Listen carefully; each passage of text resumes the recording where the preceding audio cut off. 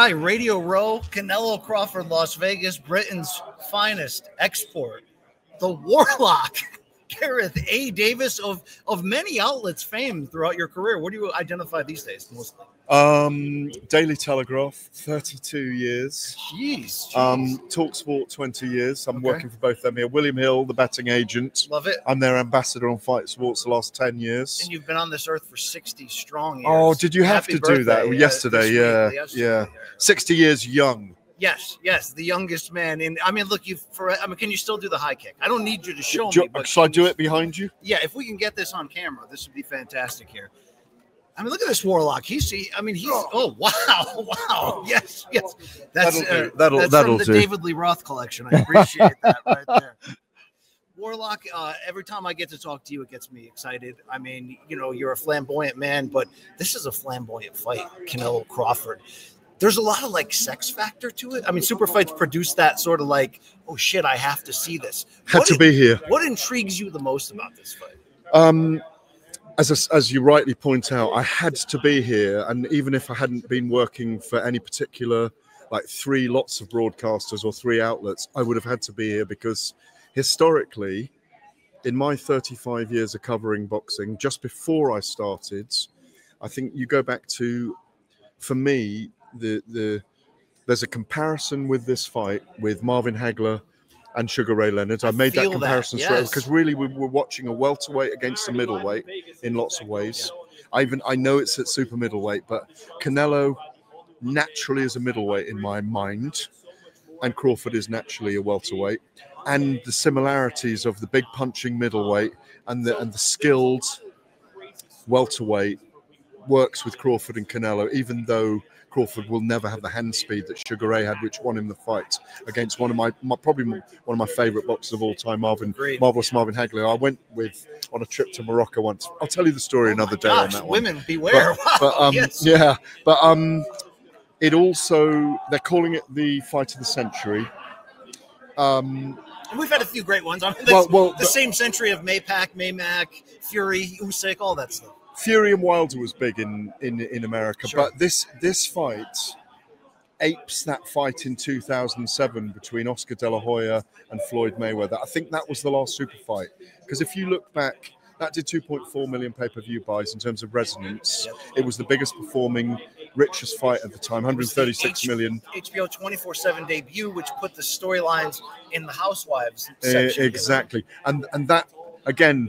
Those comparisons you can make with this, because it'll go on to Netflix, 300 million subscribers. It'll probably do 70 million views. It will resonate with new subscribers for Netflix, as Mike Tyson, Jake Paul did, and made them $200 million US. Yes. So it's a really big fight, and it's also a big fight in terms of what we're seeing historically. With look, I've got a column in the Telegraph today, and the opening line is, "Who'd have thought the biggest fight in America for years, i.e. since 2007, between Canelo and Crawford, would be broadcast on a TV streaming platform, TV series streaming platform by a cage fighting promoter." But that's the truth, because it's being run by UFC, and it's being broadcast on Netflix and paid for by Uncle Turkey, right? And paid for by His Excellency Turki Al-Sheikh. Or Turkey, as we know. Do you get on with? Oh, very much so. Yes. Very much so. All right. After hours? Do you guys hit the clubs? I'm looking for the scoop. Well, no. I mean that's way beyond my pay scale to talk about that. But in fact, they may remove me from this broadcast. I've been to his home many times in Riyadh, and I can reveal this. I was in there at the beginning with him, talking about what he wanted to do with the media, and I would like to call myself an advisor and a consultant to him at the very beginning. And then we worked together for a while, and his civil servants for a while, and then you recommended make Coppinger a star, and he was like, "Great idea." We're waiting to find out about that one. Okay. This guy's the best, always the best, right? He's got a long way to go yet. He's a lot younger than us as well. Yeah, absolutely. We have age on our side. Hey, he's got the new show with Max Kellerman, and that is not that looks interesting. Done show. That looks interesting. Shelf, so. Yeah. I mean, I remember talking about those kind of shows with His Excellency, as we call them. We all know him as Turkey now, Yeah. who is the most influential figure, the biggest disruptor Yes. in boxing. He's done great things for boxing. Look, not yet over here, but for 2 years over there, largely with the heavyweight division, they have, and the light heavyweight division, they've utterly transformed the sport. No doubt. We're flying over there in Europe and Saudi Arabia at the moment. You're flying over there. We're flying. You mean content-wise, numbers? The sport is flying. Yes, I got you. Big stadium fights, fans are coming to events, and this is what boxing is slumbering in America, and it's slumbered since the end of Mayweather. You and I go back all those years covering the Mayweather and Pacquiao era. MMA Live on ESPN. That's how far back I go with the Warlock. I was an editor on that show. I know. 2008. I've seen Anik and his twin tonight, Jason, and 17 years I've known John now since I started working on that. The crazy guy on the end, the international correspondent. We go back a long way, all of us. We do. Now, I've seen you through many generations of checkered pants, open shirts. If you can pull it off, pull it off. He's pulling it off. What do you make, though, of Rick Versace Reno and this new character that's taken over boxing? It's irritating people in a pro wrestling type way. I've known Rick a long time. He was never that guy. Now he is that guy. Yeah, maybe he has to play that role. Maybe that's part of his. I mean, you've known him forever, too. Yeah, I've known him for a very long time. I remember when he was running around writing 10 stories a day for Boxing Scene, and it was him on his own doing it. And he dug trenches for himself. He really did. He worked extremely hard. I mean, I spoke to Rick a lot when he took on the role. I would like to say I was like a big brother to him and an advisor to him in some ways, because I had been doing a similar thing before he came along. And no, I think he's just playing a character and he's enjoying it. And like you say, it is very much a WWE type character. He's developed this Versace persona, and good on him, and long may it last. What do you make, and you've been covering UFC, MMA, boxing forever, as long as 20 years, all of us, 20 combat years. sports in general. I'm not sure you ever expected this day to come when lead promoter is Dana White. It's in a new era of UFC/TKO, and there's I mean, they're everywhere at all times. This seems to be like the perfect fight. Netflix, Allegiant Stadium, first combat sports event in there. Has it felt different to you this week under the UFC flag compared to normal boxing paper? This is my first day in the fight week this week. I came in yesterday. I stayed a bit longer at home because I wanted to celebrate my birthday with my family before coming here. As I said, it was an unmissable event for me. It signals a paradigm shift in the sport, certainly in America. And I've been coming here for 28 years covering fights in America. I think I'm over 100 times in Vegas now. You probably are. I mean, it's a longer flight for you, though. It's good. If I can use the word Mecca for big fight nights without offending anyone, this has always been, we've talked about it as the Mecca for big fight nights, apocryphally, of course. So this represents a paradigm shift in hopefully the way boxing will be seen again in America. I never envisaged, well, Dana's been telling us for years. I mean, again, Dana is a friend of ours. We've known him a very long time. The Zuffa boxing shirts were printed a long time ago. They were, at least 10 years ago. I remember him talking about it. He was always a boxing guy anyway. He loves talking about Hagler, Leonard. Listen, when UFC was growing to its heights, you'd always see Dana in about the 10th tier of the MGM Grand with Lorenzo or with a couple of his mates, a few superstars, his security guy, watching the big Mayweather fights, watching Pacquiao Mayweather, watching, I think he was there at Fury and Wilder as well. He loves big events, big fights. He knows his boxing. The biggest issue these guys have got is can they, and I talk about this a lot, there's 4 big sports on in the screens in the sports bars, and there's UFC. Yeah. And the NHL and NBA, help me with this, NFL. MLB. And NFL, NHL. Yeah, there's the ice hockey, basketball, baseball, and gridiron, or American football, and UFC. Sure. And that's what we see. Footy hasn't quite caught on. Footy hasn't caught on. Yeah. Neither has Power Slap, but we're not. Neither has Power Slap, but can they get boxing to that place again that it's shown in the sports bars where it's mainstream again? I don't know. I hope they can, because I love the sport. I love combat sports, and I think if it's not a criticism, and I have passed this view on through the civil servants that I know that work for Turkey, I think they should have brought some of the heavyweight resonance that they've created over here with them. Yes. To align with what they're doing now with these guys who are fighting on Saturday night, and the Garcias and the Lopez and the Stevensons and all these guys. I said they should have done a time buy on regular old school TV in the States. You know what I mean? Yeah, it's right. But major networks but also keep Aram, Hearn, and Warren involved with all those heavyweights, and say to the American audience, this is all going on. This shit's going on in the heavyweight division right now as well, because there's nothing like the heavyweight division. And as we say in boxing, when the heavyweight division's strong, boxing's strong, and I think it would have aided them. And I hope they're listening. Sexy. I hope they're listening, and I wish we'd had Anthony Joshua against Deontay Wilder as the chief support to this event. Things like that that would have, because there's nothing like heavyweight boxing. You know it. You're a well-employed man, so I'm not going to keep you here. I've got him live on TalkSport in a minute, actually. The juice is flowing. You still, when you talk about the big fight feeling, that's still the drug that gets me here, that gets me out of bed. Which fight that you covered, fight week through the fight, most put you on that just, oh my God, I just can't wait to see it. This week is big, but you've been to a lot of them. Which one was just that one that you're just like, nothing in Vegas? Anywhere could be. Oh God! I mean, it could be AJ versus Klitschko. I mean, you've been to all of them. Some people say, there's so many big fights. Bute was the greatest feeling they ever experienced. No, Froch Pascal, I loved. Froch Groves Froch Pascal in 2008 at the Nottingham Ice Arena. It's not the one I'm picking. It was Fury's debut as well. Tyson, the biggest one I've experienced. Anthony Joshua and Vladimir Klitschko at Wembley Stadium was amazing in 2017.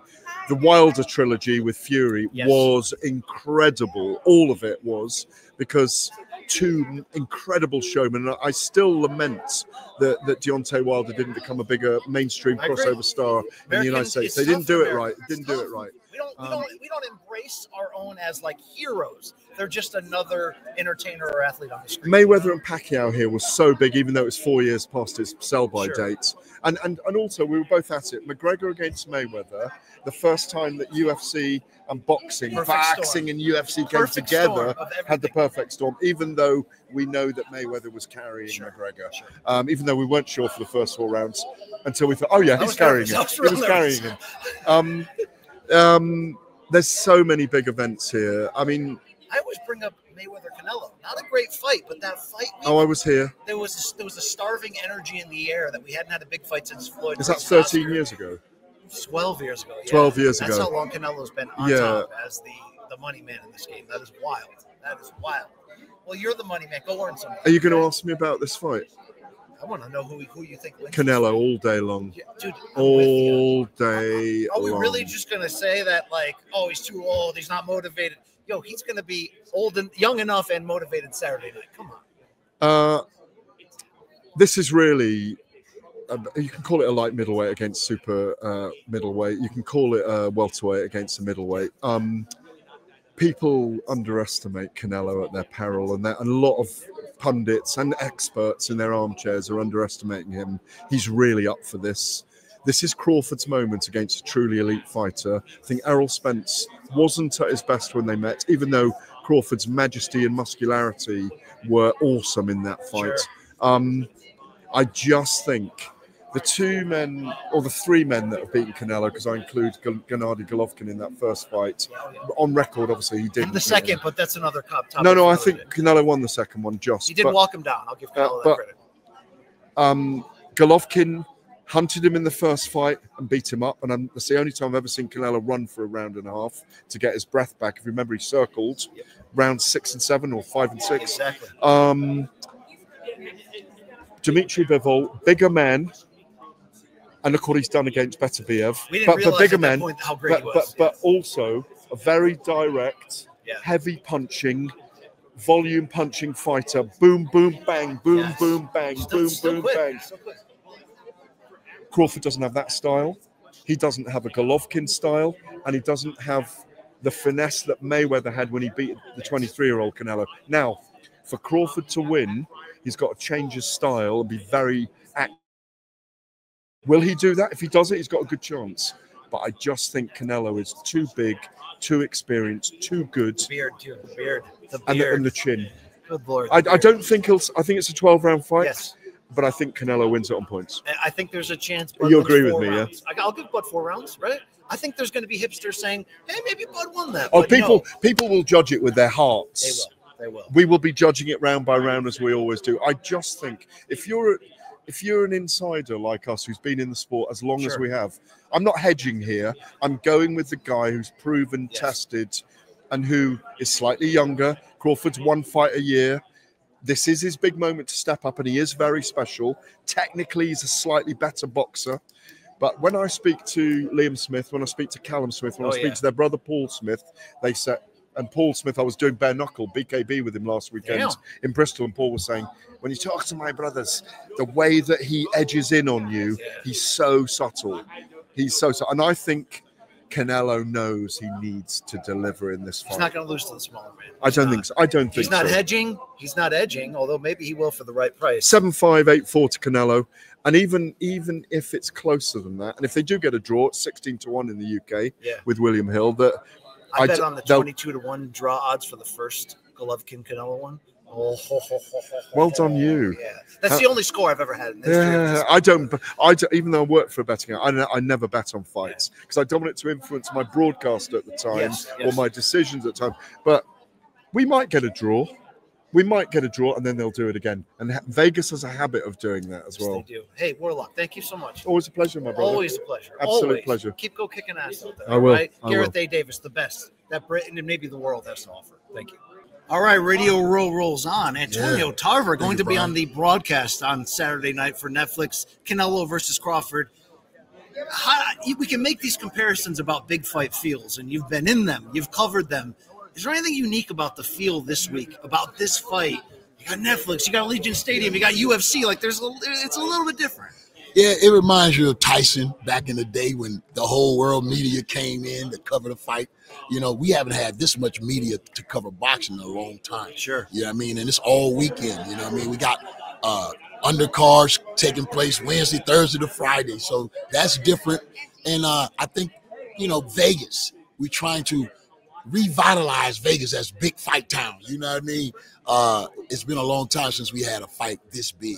And I'm glad it's here in Vegas. And it reminds us of the old days. Well, look, you've long been in the boxing broadcasting game from when you were still an active fighter, and you've always had the gift of gab. It was an easy role for you to hit the silver screen there in the Rocky franchise. But to see you back at the highest level, it's made a lot of people super happy. How does it feel for you, knowing that this job, you're also a competitor and sort of in terms of getting the positions and improving your game? How has this been for you to see you with Ring and the big events, see you on Netflix? I'm excited, bro. I feel like, you know, I bring a little something to the table when it comes down to my experience and expertise. Sure. And I just want to keep on, you know, educating, you know what I mean, and helping these fighters that are coming up behind me. That's really why I'm here. You know what I mean? I got a lot. I'm working with a very gifted, talented young man named Kenzel Williams. And from what I see, he's going to be special in the game of boxing. When you look at this matchup, Canelo versus Crawford, I've been asking everybody the same thing. Like, what part of it, what part of the questions that we don't have answers for intrigues you the most once they touch gloves Saturday night? Can Crawford handle a bigger, stronger guy in that ring for 12 rounds? That's what I want to see, and how masterful he's going to do it. You know what I mean? Sure. This the matador and the bull. And you got a heck of a bull in Saul Canelo Alvarez. You heard me? So there's so many narratives surrounding both guys. Do you subscribe at all to the narrative that Canelo isn't as hungry? Because I don't believe he's washed or he's past it. He's 35. It's a mature version of him, but I've seen him turn it on. But do you believe the hunger is still there? Now, when it comes to boxing, you know, the hunger is challenged every time we step in. Sure. Now, that hunger is either there or you got to get it some kind of way. I think that hunger lives in Bud Crawford. I think for Canelo, he got to find that type of hunger to match what Crawford is bringing. Because I think they're fighting this fight for two different reasons. It's not the money for Crawford. And if it's not the money, then what is in this guy's mind? What's his chip on his shoulder? He's always had a chip on his shoulder. He's fighting like people don't think he's as good as he is still. I've been there. I, for one, know all about that. You feel me? Yep. You can right now put a side by side of me and Roy, and they're gonna pick him to win every time. You feel me? What I have to interject because you brought up Roy, your great rival, 3 fights. What's it like when you see each other now? Is there still that edge of like you keep it in shape? You know, is it still like that when you see him? Man, that's my guy. It's gonna always be my guy. You know what I'm saying? I've been following his career for so long. I've been studying this guy, and he was so good for boxing. Great for boxing. You know what I mean? Definitely. And I think he gets misunderstood a lot. You know what I mean? Especially with things are going on in social media world lately. But Roy was an ambassador for the sport, bro. Ambassador, you know, and he brought out the best. He brought out the best in me, so we got to congratulate him on that. When you went crazy and stalked him to get the fight, and you did some of the best work I've ever seen of like showing up at press conference. I wish we had social media back then. What do I have to do? Piss on your lawn? Like, how far were you willing to take that? Because we saw Shannon Briggs chase Vladimir Klitschko, but he never got the fight. Were you willing to show up at his front door if you had to? You know what I did? I bum rushed the press conference after he knocked out John Ruiz. Sure. That's what I did, and the whole world media was there. And the way I said what I said with Layla Ali sitting right next to me, that got under Roy's skin, bro. And when he said, I'm going to fight you no matter what, that was it. That's all I needed to hear. Maybe more impressive than your actual knockout of him was the one-liner you delivered during the referee instructions that everybody quotes to this day. Like, what was it? Got any more excuses? Any more excuses tonight? Was that in the moment, or was that something you had planned? Because I look back on the tape and see his reaction sometimes, and I'm like, was he caught off guard by that? You know what? I thought about doing it. I wasn't sure until I did it. Yeah. Maybe I needed something extra. Maybe I needed something extra and didn't even know it. Because you felt you got robbed in the first fight. Even though it was a great fight. It was a great fight. Skill for skill, talent for talent. It was on display that night. But I came in the unified champion. After he let the titles go, I won the title. So I actually came in as the champion. So I felt some type of way about that. And I think I got it. I straightened it out in the rematch. I think you did. Crawford fighting for respect still. We talked about it. Do you feel like you get the respect you deserve from your great career? I'm never going to get the respect I deserve, bro. Why do you think that isn't the case? You were the fighter of the year. You've done so many great things. No, they gave that to Glenn Johnson. Oh, that was what? Yeah, they gave that to Glenn Johnson, bro. That's right. You see what I mean? Okay. So that's what I'm saying. That disrespect lingered. It lingered. It goes deep, bro. It goes deep. So, but that chip on my shoulder was what kept me where I was at. So you can relate to Crawford. Because I can relate. Yeah. Bro, I came from the Olympics with a medal on my neck. And I ain't even have a manager or promoter that would think I was worth something. Yeah. So I had that chip on my shoulder throughout my whole career, bro. And it kept me alive a lot of times, I tell you. I love it. Well, let me close with this. You've been great. I love talking with you, Antonio. Anytime, bro. What does the fight look like? Can you give a prediction? I'm not sure. I don't want to put you in a bad spot, but what does the fight look like to you? I think if Canelo is to win this fight, we need to see him have a lot of success to the body early. Okay. That's going to take to the shoulders too, right? Biceps. You can hit anywhere, but I don't think hitting him on the arm going to hurt. That ain't going because he's going to block those punches. Sure. He's going to block those punches. He's going to catch those punches and be rolling with them. So I think if he's successful to the body, it spells victory for Canelo. If you see Crawford making him miss and counter him early, that's the game. That's the matador and the bull. That's the game. Best of luck on the broadcast. A pleasure. Antonio Tarver, the best, man. Thank you, bro. Hey, how's it going? I've seen you a lot everywhere. I appreciate that. My God. Fernando Vargas Jr. Yes. Dude, this is such a great opportunity. Co-main event, 2 unbeaten. I want to say prospects, but like prospects on the verge of if you get a big victory here against Callum Walsh on Saturday, becoming contenders. You said boxing needs more fights like this. You don't normally see. Why don't we normally see unbeaten prospect against unbeaten prospect like this? I just feel, we're in a generation where everybody wants to be Floyd. Everybody wants to do the fights when they want to do them, hide behind the promoter. And I want to bring back that throwback style that my dad used to be. Yes. Whether win, lose, or draw, you know what? Vargas is going to give you a fight. And look, you got Callum, you got Irish behind him, great pedigree. You got Freddie Roach, you got the dynasty, you got my dad behind me, 17-0. And this is what makes great fights. I'm looking to steal the show. Canelo Crawford, they're on their way out. You know, they 154-pound division needs to hear a new name in the mix, and I know it's going to be me. All right, how do you overcome this? Because when I see scouting reports, people breaking it down, they're like, Vargas has power. He's got the pedigree. He's got so many things. But you might not have the same amount of experience that Callum Walsh has had. Maybe we haven't seen you pushed in 10, 12-round fights with back and forths. How do you overcome that in the biggest fight of your career? I just feel everybody's just praising my power.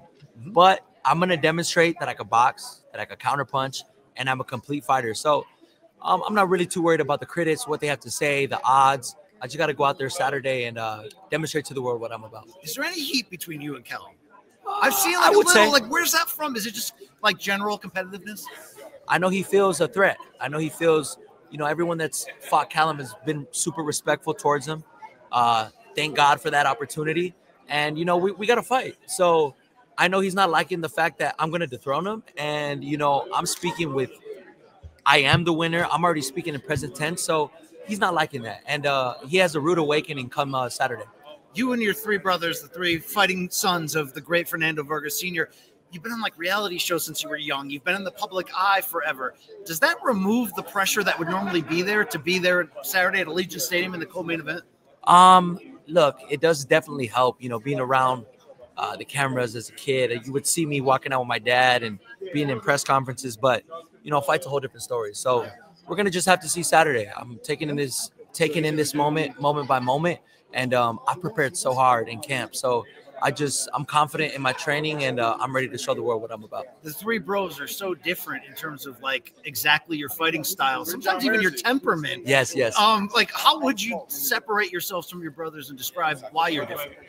I'm a boxer puncher. A lot of people, like I said, praise my power, but I feel I could do anything. I could box. I could use my jab. And you know, you start a fight boxing, you get hurt, you box. Sure. You could win a whole fight using your jab. So there's so many attributes that we all have to demonstrate to the boxing world. But Saturday's my night. I mean, you must drive each other, because it's not like I just have to live up to my dad's name. Yes. It's like I got to live up to the natural competition of my brothers, right? It's always competition. Who has the better girl? Who has the better car? Who's got the cooler tats? Who got the cooler tats? Who has the jewel? It's just like that. But look, I got competitive brothers and I got stylish brothers, so it definitely keeps me on my toes. All right, you're a busy man here. Let me close with this. Your prediction for the main event on Saturday night: Crawford, Canelo. What does it look like? Canelo, 10th round TKO. Let's go. We that. need that. He hasn't Rewind had a stoppage in some years. 4 years, yeah. We need it. We need it, Canelo. Come on. All right, Fernando Vargas Jr., thank you for the time. Best of luck to you. Okay, Thank you. Can't wait. Hall of Famer Jim Gray sliding in, who, by the way, thank you very much. Hall of Excellence looks fantastic here. Go see it right here at the Fontainebleau, second floor. HallofExcellence.org. Check it out. I will check that out. Thank you. I walked by and looked through the windows, and it looked pretty. We're going to let you in the building. There. Okay, I appreciate it. You can come in, Brian. Jim, you'll be working on the Canelo Crawford Netflix broadcast on Saturday. And, I mean, it adds another great big event in your career. It's so off. I'm sure you do this, too. It's like I'll rewatch on YouTube NBA All-Star Game or NFL or whatever. And it's like, oh, Jim Gray did that, too. Yes, so, I didn't remember that. What do you think is unique about this event that still gets the Jim Gray juices flowing in terms of, like, not only do I want to work that, but I want to be there? I want to be there because it's in the stadium. It's going to be the biggest event for boxing. First combat sports event here, yeah. Home of boxing, and it's going to be in Allegiant Stadium where the Raiders play. Beautiful stadium. So that's A. B, it's on Netflix, so it's no pay-per-view. So everybody who has a subscription, they can watch this. And so, just like when Tyson fought Jake Paul, it's going to have the ability to have hundreds of millions of people fight. And this is actually a fight, for the undisputed championship. So that does it. Canelo has been spectacular. We've had him a lot. We were together on Showtime, and so we had him a lot there. We had Terence Crawford fight as well. And he's undefeated. And the last guy who we had an O after his name was Floyd Mayweather. Yes. And that meant a lot. So it means a lot here in this market. So I think there's 4 or 5 things that, are compelling about this. And we haven't had an event like this really since Mayweather Pacquiao. Maybe Wilder and Fury. Sure.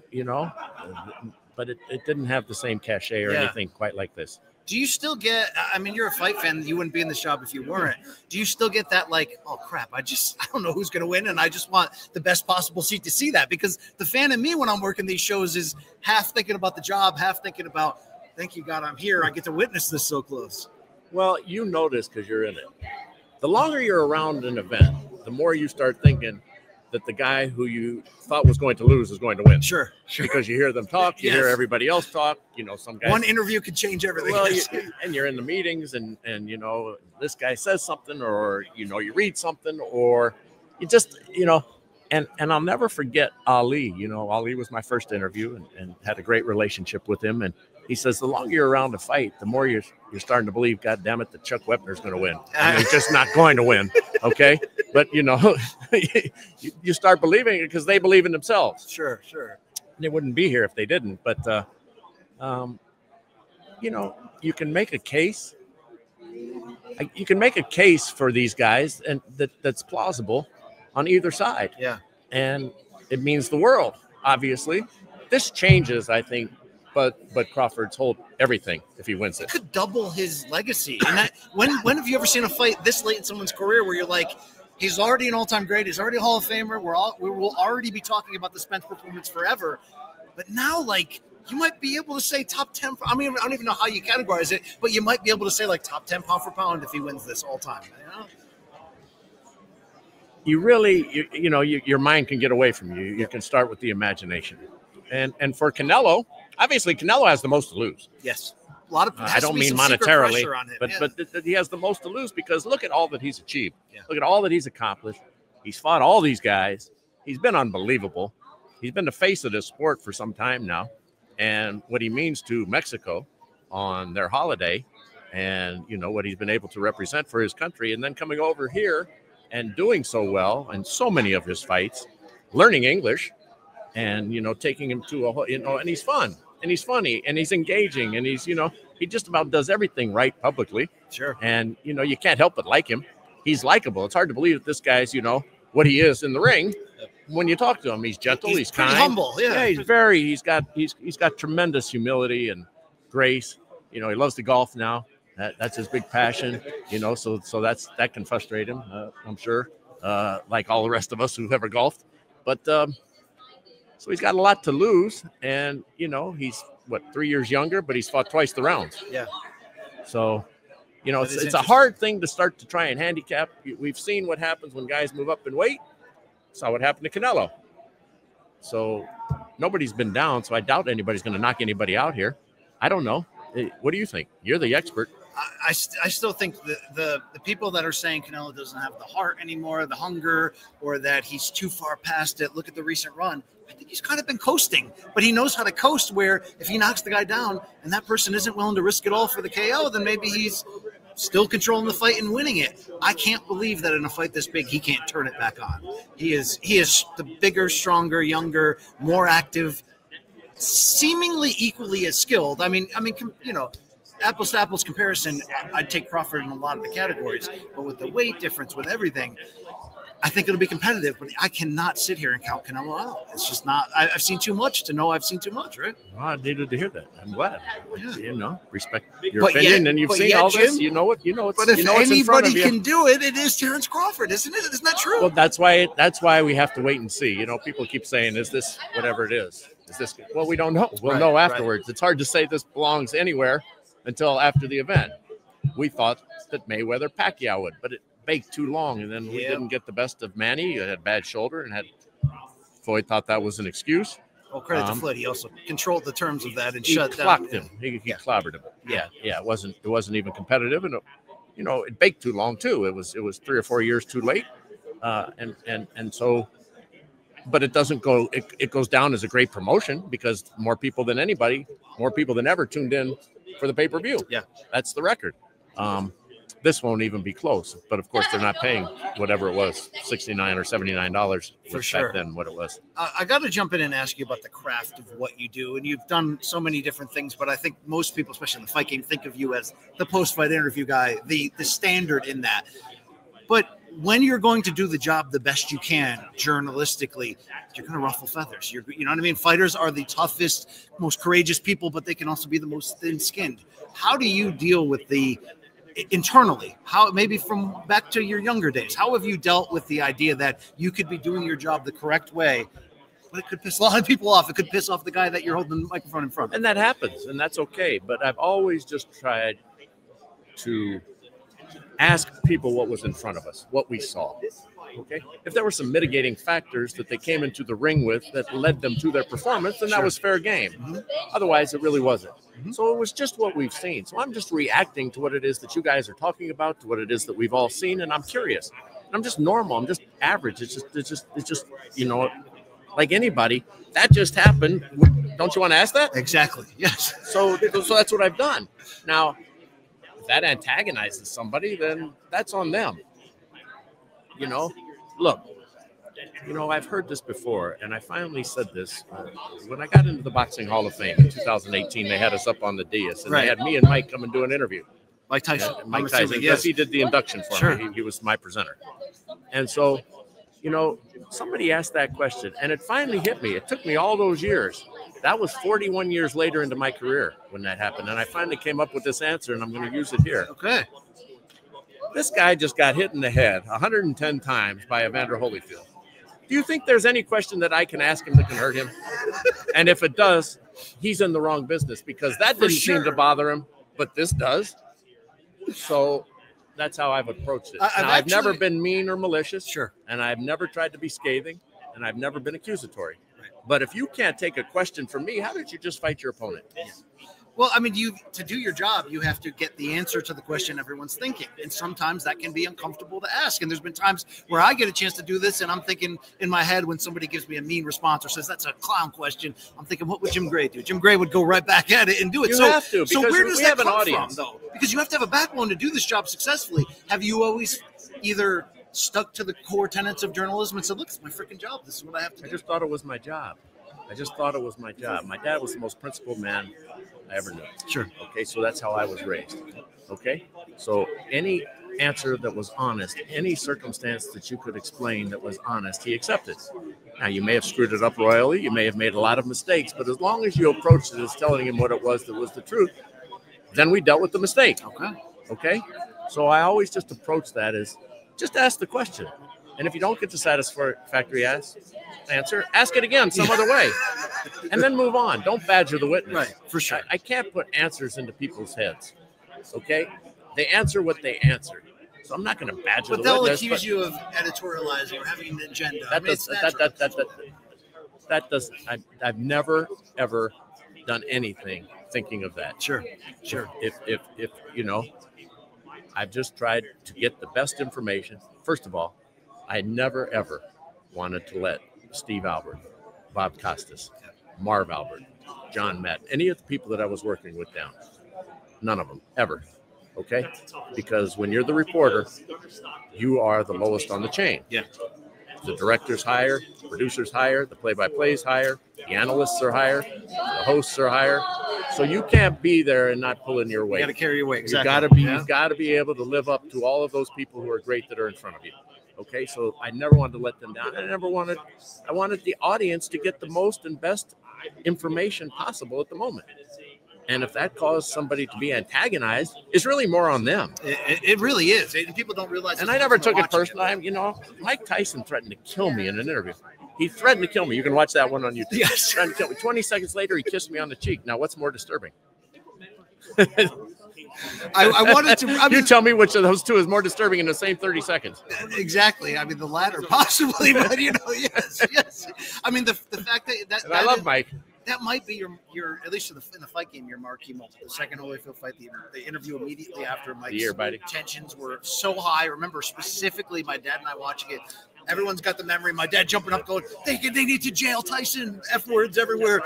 This is dirty. And as that interview started, I remember it saying to my dad, that guy's going to die. Like, he must be the bravest man in America. And I didn't know you and Mike had a relationship, all of that. And Mike can also have this very tender, honest side to him, of course. But were you nervous in that moment, Jim?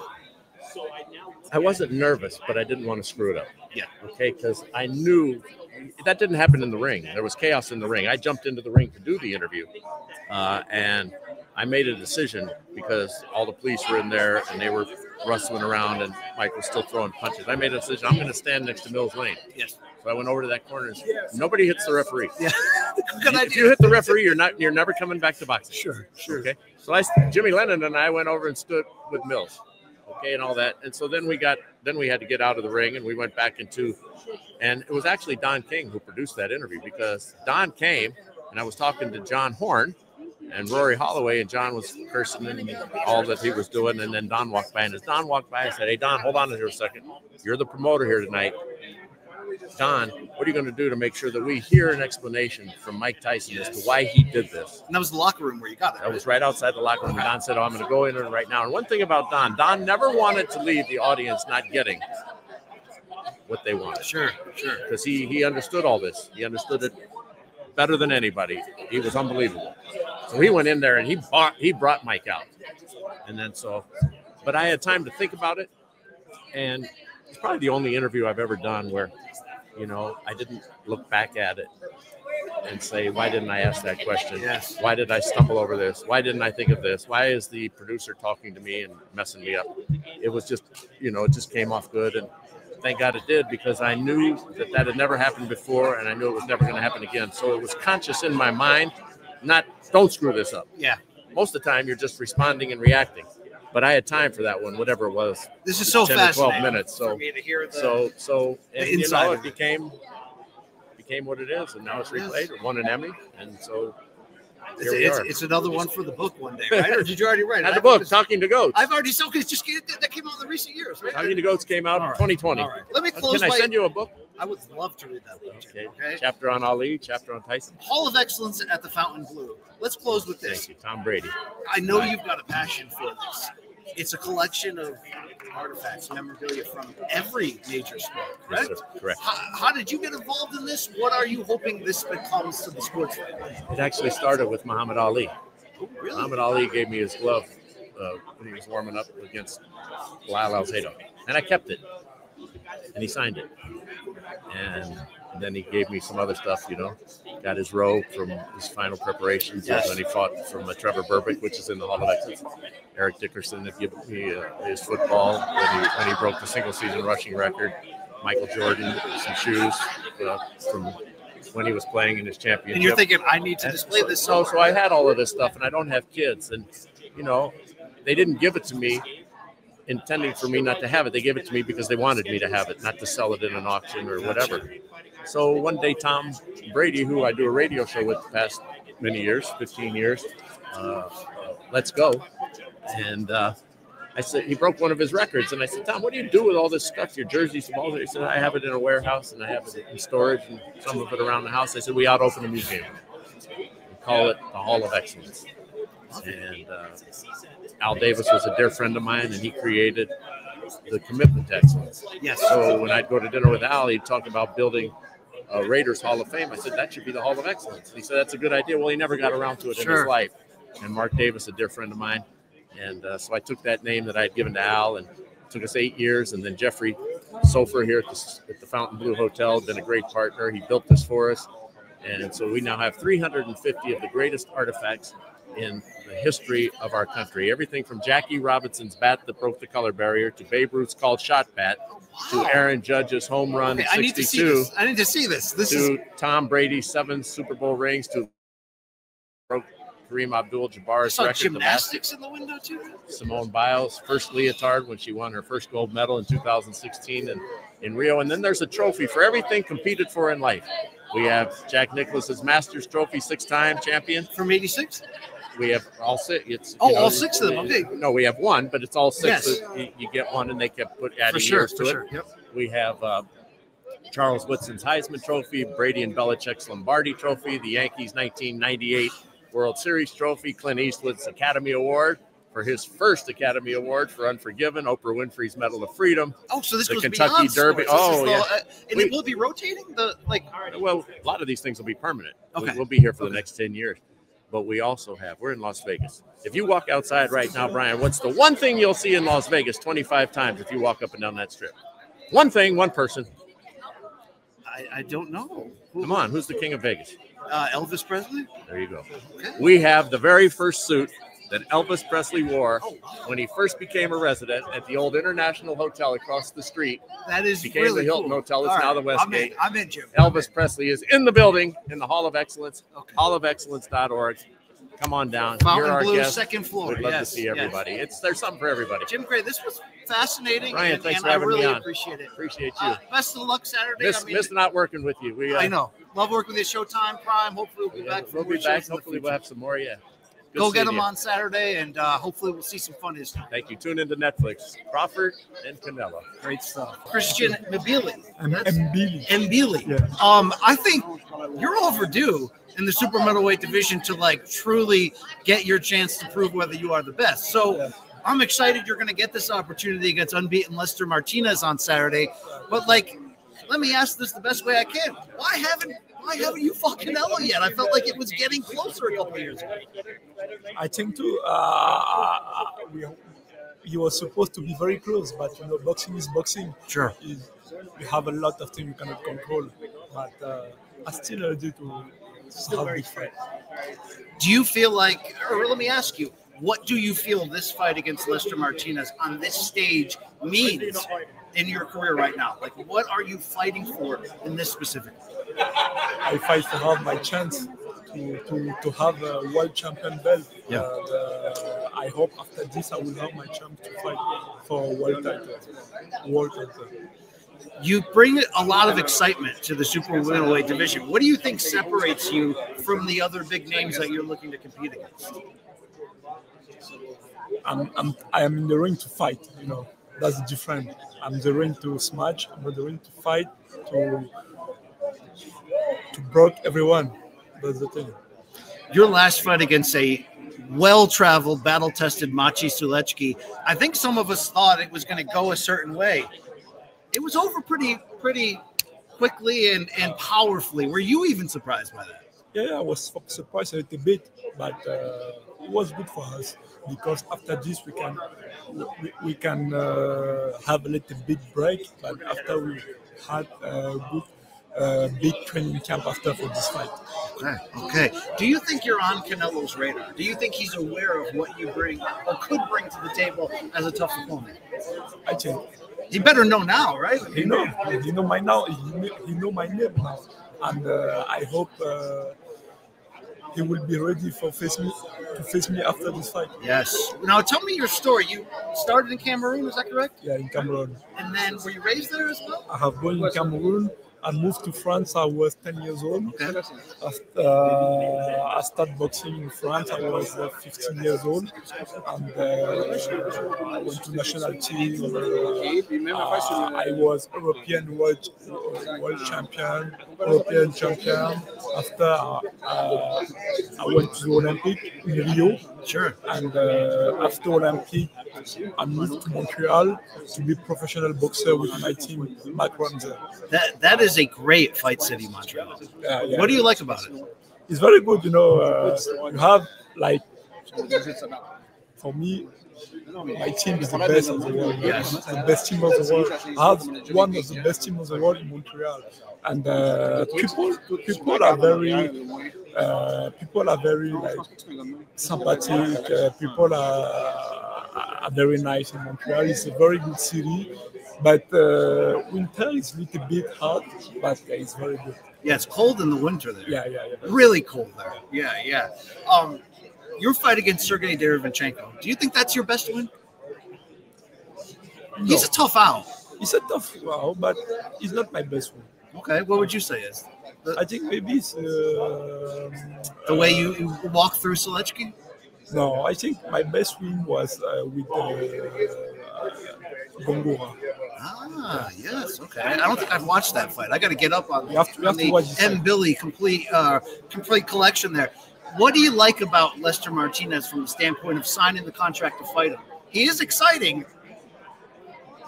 Is that what excited you in fighting him? That this could be a slugfest? I know you like that stuff. Of course. It could be a very good fight. I think it could be the fight of the year. Okay, fight of the year. We'll take that, Christian. And he's a very offensive guy. And he can punch. It's very technique too.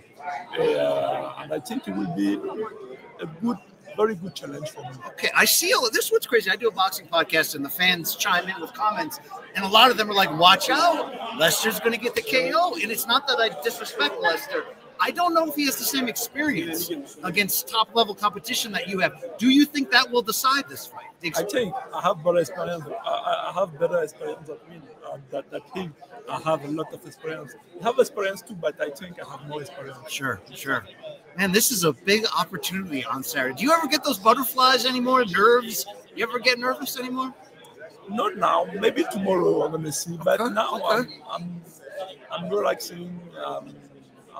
I'm peace. I know I had a good training camp. It's the best training camp ever. Sure. I know I'm ready. And don't miss the fight. Don't miss that fight Saturday. Oh yeah, let's go, Christian Mbili. Mbili. I mispronounce everybody's name, so I want to make sure I got that right. It's a pleasure to meet you, sir. I know you're going to bring it on Saturday. Oh, final question. Prediction. Can Crawford pull the upset of Canelo? Is it possible? For me, I think the favorite is Canelo. It's his real division. Yes. Crawford moved to 1, 2, 3 division. Will not be the same Crawford. It's not easy. Yeah. You cannot take. I don't know how many pounds you're going to take. Sure. And the same fighter. Okay. You can, but it will be very difficult. But I think Canelo is a favorite, maybe by point. Here we go. Go get him, Christian. Great to meet you. Thank you very much. Congratulations on all your success. Thank you very much. Take care. Heidi Androl, reporter to the Stars. Always friendly. It is Brian. Yeah, I'm making sure. I'm like talking to a lot of people. Yes. Brian Campbell. I thought so. Great Yes, to of see you course. again. Talked to you back in the day for PBC many times. I remember. And, you'll be part of the broadcast. So congratulations for something. Netflix, CANELO-CRAWFORD. Like that still has to get the juices flowing when you get the call for that, right? I am so humbled and grateful to be a part of this. Yes. I mean, this is a dream come true, and I don't know who told them. I don't know what story's been told. But I'm like, I'm taking it. Yes. So you'll be along with Jim Gray as the Jim and I will be the ringside duo. reporters. Could not get better than that from a Hall of Fame duo. Oh. And I've been watching your great work of late with UFC. Thank you. Is there a difference in your preparation, and carrying out the job, whether you're working cage-side reporter at the UFC or doing boxing and getting in there and doing the interviews? I would say in terms of the preparation, no. But in terms of the love, I don't think there is a better story than a fighter's story. Heck yeah. Yes. And I don't think that. I know that. I've covered a lot of sports. There is no better story than a fighter's story. Yes. So for me to get to tell it in combat sports in whichever way, whichever discipline that is, I love it. And I'm super grateful to do it. I have the honor and the privilege of being that conduit, right? To be able to share those words that they can't necessarily articulate with the world, and to be a part of the highest highs and the lowest lows. And they're honest. They just wear it on their sleeve. They don't. Because they come so often, and this is, not all the time, Sure. right? But so often come from such humble backgrounds and such adversity that, it's just who they are. They don't know any other way to be, and they're okay sharing that and that is refreshing in a world. It's very refreshing. Yes. That we live in right now. I like to talk about the craft of this job because I've always was such a big fan of broadcasters when I was a kid. And you're a great broadcaster. I appreciate that. I love any opportunity I get. Do you still get? I've fought the battle of anxiety for so many years. It's like sometimes you're stuck in that hotel room for 3 days going, why do I do during this? COVID. I was going nuts. Do you expect to feel the butterflies Saturday, or do you feel like you're at the point in your career when you can push that down and say, I know what I'm doing, I've done it before, let's rock? I think the day there aren't butterflies is the day I'm done. I think that you have to have those a little bit. That means you care. Yeah. Right. And I care. I want to do a good job. I want to tell the stories right. I've been trusted with these stories to share them. And so I don't want to mess it up. Yeah, of course I'm nervous.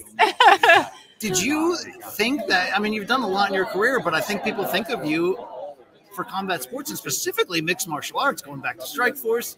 Did you ever think that was going to be sort of the identity, the calling card? You know? No. I mean, I'm sure you're a lot of other things in your personal life, but you're the fight reporter and to so many people now. Yeah, I mean, I started with hockey, right? Which there's an enforcer on the ice. So I think one way or another, I've always been kind of in this world. And my grandfather was a Golden Glove boxer. I think I told you that maybe before with PBC when I was doing PBC stuff. And I must get it from him. Yeah. You know, he was a little bit nuts. He used to run 8 miles to the gym, like I always say, like uphill in the snow. But he was that, you know, kind of boxing was always on. We're all a little nuts in this space. It's like we like the excitement and the craziness of it. You know? Yeah, but no, to answer your question, when I was 7 years old playing with Barbie dolls, I did not imagine that I would be doing this someday.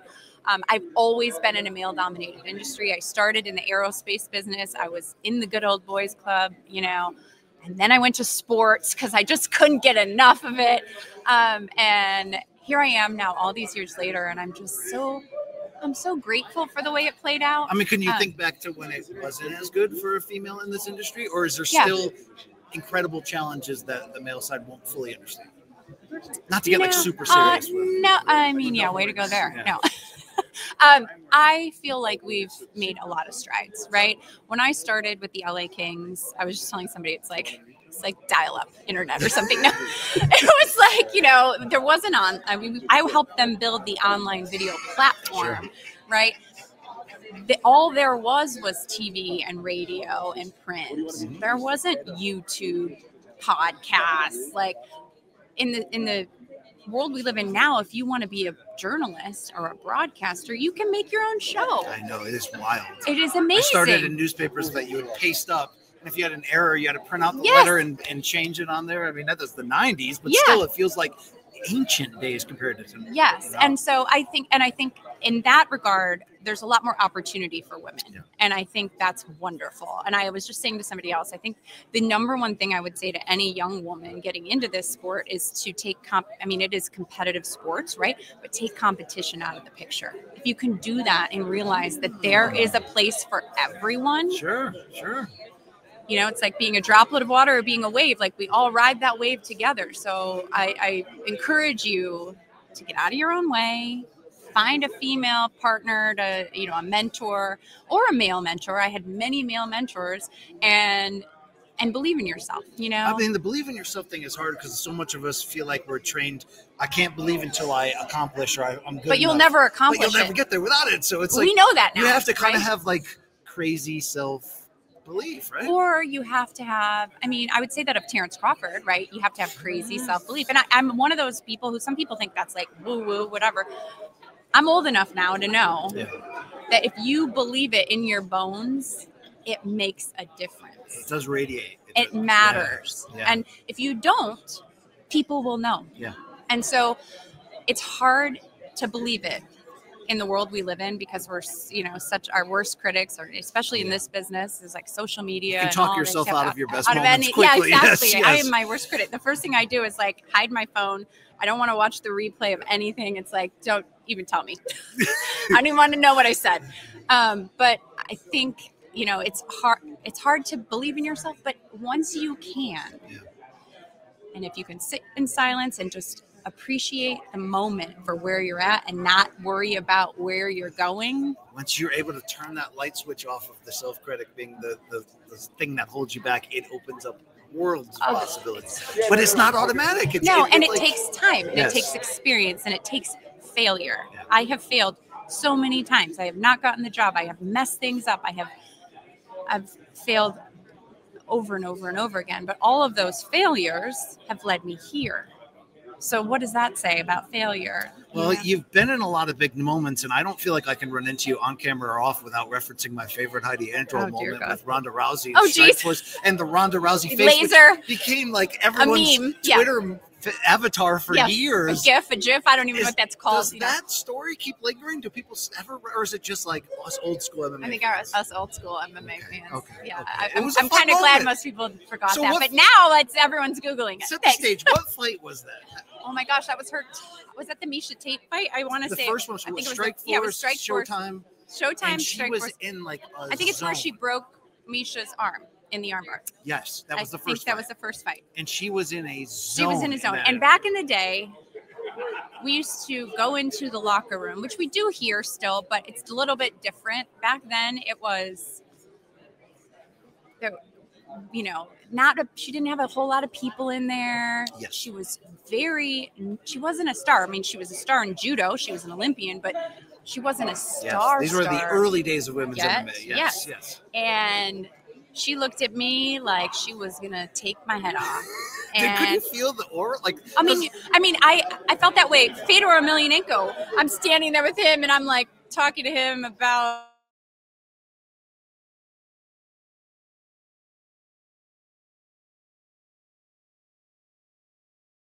Were the most challenging days of my career. I appreciate them now because they made me who I am. But no, I will never forget that, and nor will the internet, sadly.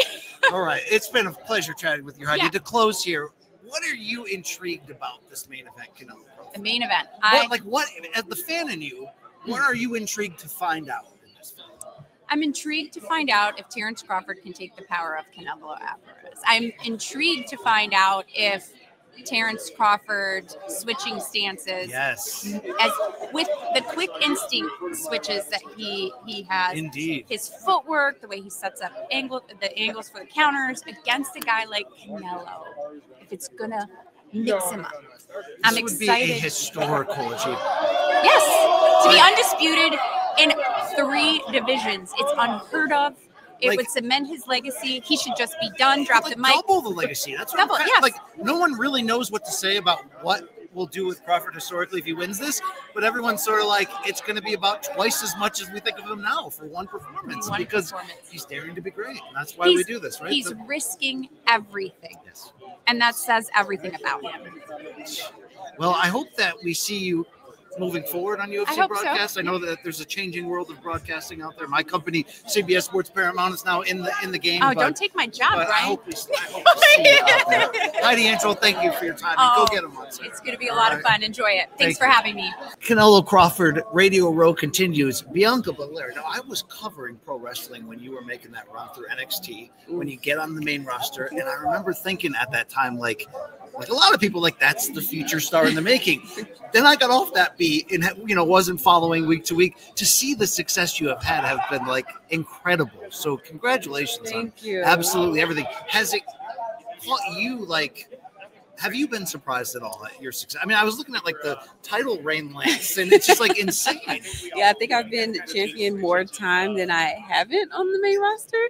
And at first, yes, it did catch me by surprise because I had an amazing run in NXT, but I was never a champion in NXT.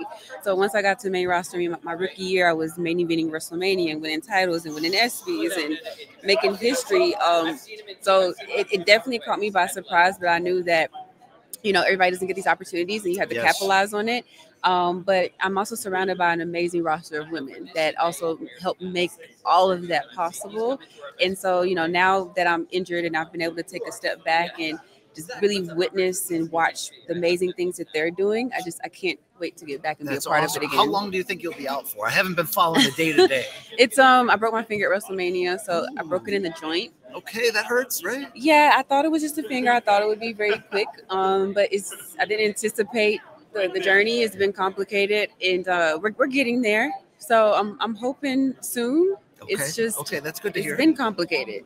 Is it true that in the moment in a match, the adrenaline kind of something happened, but you have no idea to the degree? Right? So usually your adrenaline is pumping so much that sometimes you don't even feel stuff. I always say we're most of the time always hurt. We try not to be injured. Yes, so a lot of times after the match, you're like, where'd this bruise or this cut come from? My back hurts. But at WrestleMania, when I broke my finger, I felt it immediately. I thought I broke all 5 of my fingers. So I knew immediately that something was wrong. But once we got back into the match, my adrenaline was pumping and I didn't feel it again until after the match. Yeah. Now, you're the longest modern day reign for a female, the longest for an African-American superstar of all time, male or female, in terms of the championship title reign. Yeah. How do you, obviously in a scripted setup, but what I always argued, I was one of the people that got ESPN to start covering wrestling like it was a sport, because I would argue that it's an accomplishment to be considered the champion main eventer for a long stretch of time. Yes. How do you put into words what that means? Like, what does that mean? What did you accomplish by being able to be the champion for that long? Man, it's the hard work is real, right? And to be the champion and to be looked as like one of the faces of the company, that's a lot of trust, and they see something in you, and some people never get that opportunity. So to be able to accomplish that, those are like our benchmarks. Those are what we what we're working so hard for. And so to be champion for that long and have that record, it is an accomplishment. And these are real feats of strength that we're doing out there. Like, we are athletes, we're athletic, we are powerful. And when you talk about women in sports, I feel like a lot of times our names get left out. Yes. So I'm so excited about this partnership with ESPN, because we represent the E part of ESPN. The EST, oh no, the E. The E in ESPN, entertainment part. But like, you also have such a crazy schedule that whether it's injuries, whether it's stuff going on in your personal life, like, you gotta be on. It's not like I got to fight now, I got another fight in 6 months. So maybe people don't respect that grind like they should. Well, I think that a lot of people, they just don't realize it. Like, we do not have an off season. Yeah, we're on the road more than 300 days a year. We have, and outside of the shows and matches that we have live events that are happening, untelevised shows that are happening. We're doing media events. There's a lot of grind that goes into it. And I think our show Unreal that just came out, it really shows the art of what we do. And I think that when people watch that, they gain a newfound respect for what WWE is and what wrestling is. I'm sure everybody you meet's like, oh my God, my niece is your biggest fan ever. I don't know if you get into rock music, the band Dead & Company. I'm friends with the bassist Oteil Burbridge, and he's like, tell her my daughter Coffee's the biggest fan of all time. Tell her I'm her biggest fan. Like, what is that like, where like, it's not just people respect what you've accomplished, but to kids you're like this superhero in this like crazy way. That's gotta be also like overwhelming. Like, I'm just a girl at the end of the day, right? Yeah, I mean, it can be. Like, we're more than just wrestlers, right? And we're out there. We're doing this on live TV, and we always have to be on. And but the most special thing to me is meeting my fans and meeting the little ESTs. And I try to do entrance at WrestleMania where I brought out little ESTs, because I want them to not just see themselves in me. I want them to see themselves out there and know that EST is not just about wrestling. It's about being the best version of yourself, being the strongest and the fastest, the toughest, the roughest, the smartest, the nicest, just being the absolute best version of yourself. So when you know that you have a purpose other than going out there and trying to win titles, and it's really impacting and inspiring people, that just means so much to me. It gives me a why and a purpose of what I do. So hearing stories like that, and I love when people share stuff like that with me, because it just continues to give me motivation to keep doing what I'm doing. Love that. Do you feel like the artist in you, because I love the craft part of it, like the whole idea, like I'm sure you're not like stressing over dirt sheet ratings, but like, do you feel like you have authored the best match in your artistic career?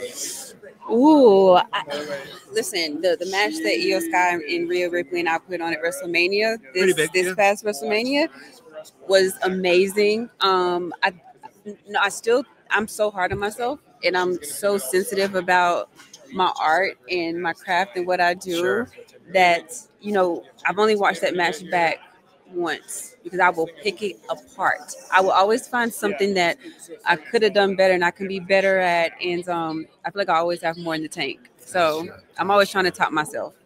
No, you were a college track star. Mm-hmm. Where were you at? Well, I went to 3 different schools. I started off at the University of Tennessee. I started off at the University of South Carolina.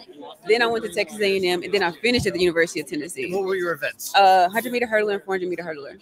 So I was my a hurdler. Kids are high school track, so I'm like a track dad now, and I'm like, suddenly I was a cross country runner, so I understood that side of it. Now I'm understanding the track side. It's so different. Do you bring that same like competitiveness from track into this today? Like, how is that similar? I'm so competitive, but it's similar, but it's also different, because track and field is a very, very hard sport. Yeah. You train for weeks and months, and track and field is different from cross country, because a lot of the races are sprint races. Yeah, and you got to be perfect for like a minute, and that's it. Yes, right? And you do all that training just for something that quick. And you're kind of in your own lane, and you're focusing just on the finish line.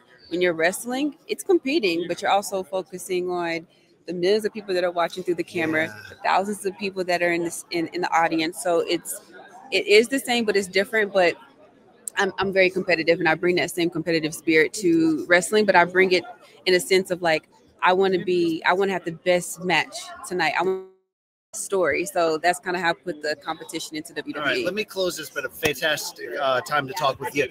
What do you like about this Canelo-Crawford? Are you into big time boxing? Is there any part of this that like excites you? I like boxing. My parents used to actually throw boxing parties when I was younger. I used to watch like Mike Tyson, and I still remember. Yeah, I used to watch Mike Tyson. I follow Clarissa. I follow Serrano.